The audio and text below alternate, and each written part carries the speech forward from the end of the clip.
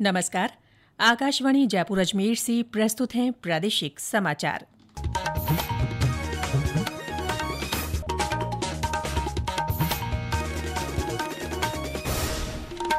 मुख्य समाचार। प्रदेश में इस मानसून सीजन में अब तक सामान्य से दोगुनी बरसात हुई। आज 30 जिलों में बारिश का ऑरेंज और येलो अलर्ट। राज्य सरकार ने 2500 क्वारी लाइसेंस धारकों को राहत देते हुए खनिज पट्टों की अवधि 30 सितंबर तक बढ़ाई। केंद्रीय सहकारी बैंकों ने राज्य में बीते 1.5 साल में 75 लाख से अधिक किसानों को ब्याज मुक्त ऋण दिए। और आयुर्वेद शल्य चिकित्सा पर राष्ट्रीय सम्मेलन आज से नई दिल्ली में।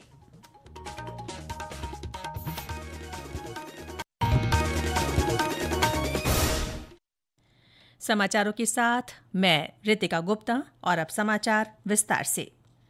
मौसम विभाग ने आज प्रदेश में कई स्थानों पर भारी बारिश को लेकर अलर्ट जारी किया है।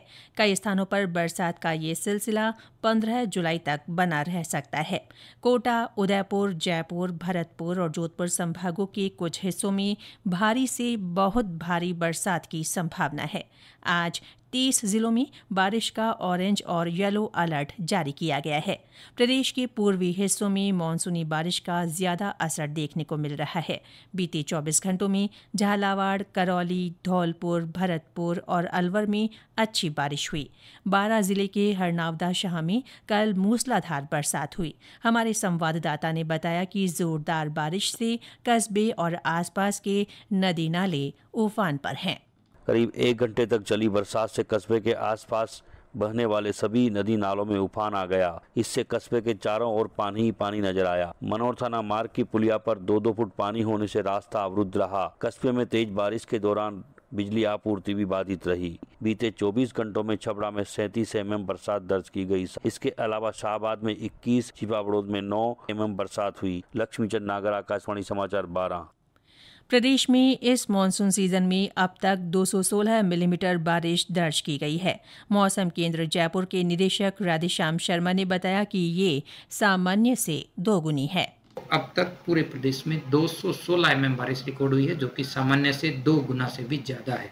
जिलावार यदि देखें तो इस बार अब तक एक भी जिला ऐसा नहीं है जहां पे सामान्य से कम बारिश रिकॉर्ड हुई हो। अधिकतर जिलों में सामान्य या सामान्य से अधिक बारिश रिकॉर्ड हुई है।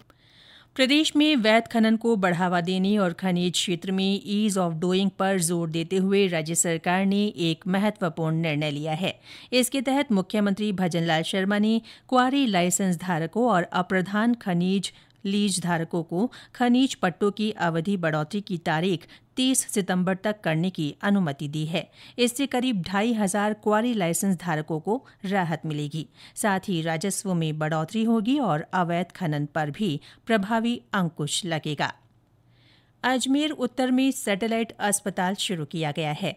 विधानसभा अध्यक्ष वासुदेव देवनानी ने कल इसका शुभारंभ किया। इस अवसर पर उन्होंने कहा कि अभी अस्पताल को अस्थायी भवन में चलाया जा रहा है। यहां ओपीडी सेवाएं चालू कर दी गई हैं। इससे बड़ी संख्या में लोग लाभान्वित होंगे। इसके स्थायी भवन के लिए भूमि आवंटन की प्रक्रिया शुरू की जा चुकी है। श्री देवनानी ने कल अजय मेरू डायबिटीज समिट का भी उद्घाटन किया। 2 दिन चलने वाली इस समिट में मधुमेह के समग्र प्रबंधन पर चर्चा की जा रही है। ऊर्जा मंत्री हीरालाल नागर ने रास्तों की मरम्मत के काम को अभियान के तौर पर चलाने की बात कही है। उन्होंने कहा कि इसके लिए अग्रिम रूपरेखा भी बनाई जानी चाहिए। श्री नागर कल कोटा में रास्तों के दुरुस्तीकरण की समीक्षा बैठक में बोल रहे थे। बैठक में ऊर्जा मंत्री ने उपखंड अधिकारियों और तहसीलदारों से रास्तों की स्थिति की जानकारी ली और बरसात के मौसम को देखते हुए इस काम को तत्परता से करने के निर्देश दिए। ये समाचार आकाशवाणी जयपुर अजमेर से प्रसारित किए जा रहे हैं। सरकार सहकार से समृद्धि की भावना के साथ कमजोर वर्ग को सशक्त बना रही है। राज्य में सहकारिता विभाग की योजनाओं से बड़े पैमाने पर लोगों को फायदा मिल रहा है। प्रदेश में बीते 1.5 साल में केंद्रीय सहकारी बैंकों की ओर से 75 लाख से अधिक किसानों को 42,000 करोड़ रुपए से ज्यादा के ब्याज मुक्त अल्पकालीन फसली ऋण दिए गए हैं। वहीं 805 करोड़ रुपए से अधिक के मध्यकालीन ऋण वितरित किए गए हैं। प्रदेश में 313 नई ग्राम सेवा सहकारी समितियों का गठन किया गया है। मुख्यमंत्री किसान सम्मान निधि योजना के तहत 65 लाख से अधिक किसानों के बैंक खातों में 653 करोड़ रुपए की राशि हस्तांतरित की गई है। अखिल भारतीय आयुर्वेद संस्थान का 3 दिन का राष्ट्रीय सम्मेलन आज से नई दिल्ली में शुरू हो रहा है। ये आयोजन शल्य चिकित्सा के जनक माने जाने वाले सुश्रुत की जयंती पर किया जा रहा है। सम्मेलन में आयुर्वेद चिकित्सा के क्षेत्र में हुई प्रगति और उभरती शैलियों को बताया जाएगा।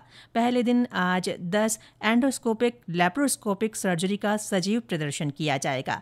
परंपरा और तकनीक के समागम वाले इस सम्मेलन में देश विदेश के 500 से ज्यादा चिकित्सक, शोधकर्ता, शिक्षाविद और विद्वान भाग लेंगे। केंद्रीय आयुष मंत्री प्रताप राव जाधव ने कल गुजरात में एक कार्यक्रम में कहा कि पूरी दुनिया में आयुर्वेद लोकप्रिय हो रहा है और लोग इसे अपना रहे हैं।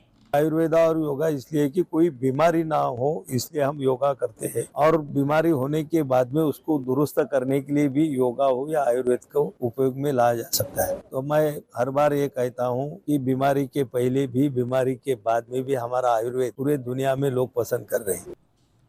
विश्व स्वास्थ्य संगठन WHO ने भारत में पारंपरिक चिकित्सा और खासकर आयुष पद्धति के साथ आर्टिफिशियल इंटेलिजेंस को जोड़े जाने को एक महत्वपूर्ण कदम बताया है।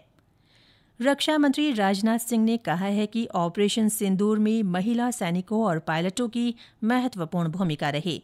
कल लखनऊ में एक समारोह में उन्होंने कहा कि इस ऑपरेशन में महिलाओं की भागीदारी से भारतीय सेना पाकिस्तान में 9 आतंकी शिविरों को नष्ट करने में सफल रही। भारतीय सेनाओं पर मां काली की विशेष कृपा रही है। अभी ऑपरेशन सिंदूर के दौरान भी सेनाओं ने अपने अद्भुत शौर्य, वीरता और पराक्रम का परिचय देते हुए पाकिस्तान पर मौजूद 9 आतंकवादी ठिकानों का सफाया करने में पूरी तरह से कामयाबी हासिल की है। इस ऑपरेशन में केवल पुरुष सैनिक ही नहीं बल्कि महिला सैनिकों ने भी बढ़ चढ़कर भाग लिया था।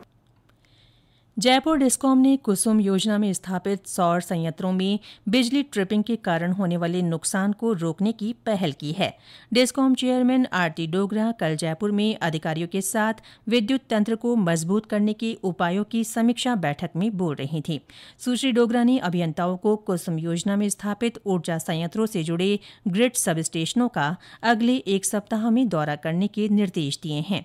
इस दौरान वे ट्रिपिंग और वोल्टेज के उतार चढ़ाव की समस्या का निदान करेंगे। सवाईमाधोपुर के खंडार क्षेत्र स्थित राष्ट्रीय चंबल घड़ियाल सेंचुरी प्रमुख पर्यटन स्थल के रूप में उभर रही है। यहां इन दिनों घड़ियालों की संख्या में खासी बढ़ोतरी हुई है।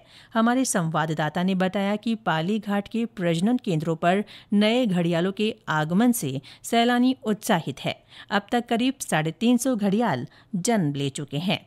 मई के आखिरी सप्ताह से जून के आखिरी सप्ताह तक हैचिंग के बाद बच्चे अंडों से बाहर निकलना शुरू हो गए हैं। मादा घड़ियाल 60 से 65 दिन गर्भ धारण करने के बाद करीब 30 से 50 अंडे देती है। 70 से 90 दिन बाद अंडे से बच्चे आना शुरू हो जाते हैं। नए घड़ियाल बच्चों के आने से घड़ियालों की संख्या में वृद्धि वन्यजीव प्रेमियों और पर्यटन व्यवसायियों के लिए शुभ संकेत मानी जा रही है। सतीश वर्मा, आकाशवाणी समाचार, सवाईमाधोपुर। अलवर में आज त्वचा स्वास्थ्य जागरूकता और उपचार शिविर का आयोजन किया जा रहा है। इसमें विशेषज्ञों की टीम आम लोगों को त्वचा संबंधी रोगों के प्रति जागरूक करेगी। और अंत में मुख्य समाचार एक बार फिर। प्रदेश में इस मानसून सीजन में अब तक सामान्य से 2 गुनी बरसात हुई। आज 30 जिलों में बारिश का ऑरेंज और येलो अलर्ट। राज्य सरकार ने 2500 क्वारी लाइसेंस धारकों को राहत देते हुए खनिज पट्टों की अवधि 30 सितंबर तक बढ़ाई। केंद्रीय सहकारी बैंकों ने राज्य में बीते 1.5 साल में 75 लाख से अधिक किसानों को ब्याज मुक्त ऋण दिए। और आयुर्वेद शल्य चिकित्सा पर राष्ट्रीय सम्मेलन आज से नई दिल्ली में। इसके साथ ही प्रादेशिक समाचार बुलेटिन समाप्त हुआ। हमारा अगला बुलेटिन दोपहर 1 बजे प्रसारित होगा। नमस्कार।